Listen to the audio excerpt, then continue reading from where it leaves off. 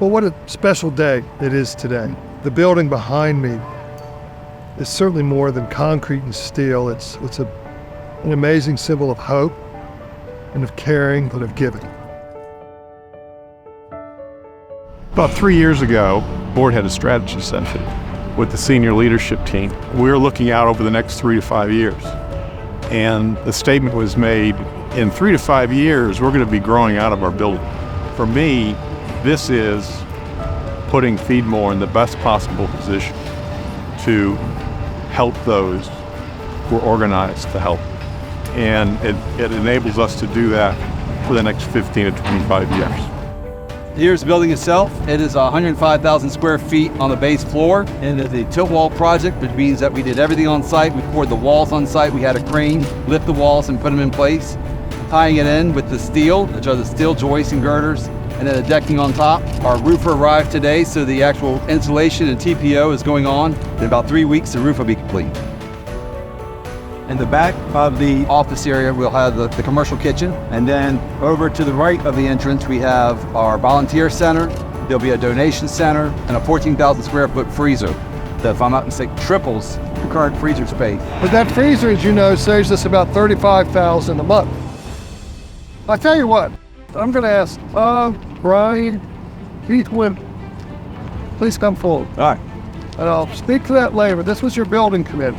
Yeah.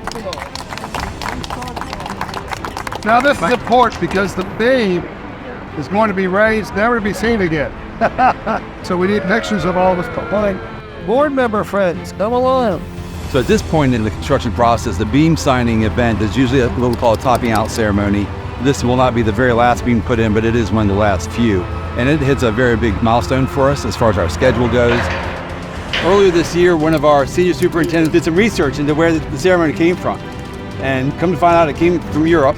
And it was a tradition where they put a tree on the beam as well as the country's flag. And the tree was to commemorate all the trees that died to go into that building when buildings were made of wood. It was a sign of thanks as well as hope for the future. So we thought a dogwood would be nice. So we're going to plant on site that will bloom every spring and kind of be the first part of this project that is put in place. We went to go pick it up this week and come to find out, of course, it's dormant. So it's a little bit of a Charlie Brown tree right now, but it is alive. It has buds on it, which, once you get through the winter, it'll start to bloom. It'll be perfect timing when they're able to come in later this summer. Well, who didn't always love a Charlie Brown tree, right? Yes. What a symbol this is. What a beautiful thing that dormant Charlie Brown tree is standing there for us.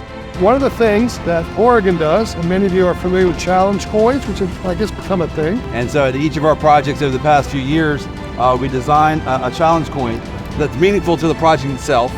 The coin has the project on the front and Oregon on the back. This building gives us the opportunity to continue to do what we do for at least the next 20 years. We'd like to think that hunger will be gone, but unfortunately it probably won't. What will stay is our hearts. What will stay is our caring and our giving, providing hope to those in need. Can't think of a more special cause, can't think of a more special structure to help us do that. What an amazing community to be part of. So proud to be here today.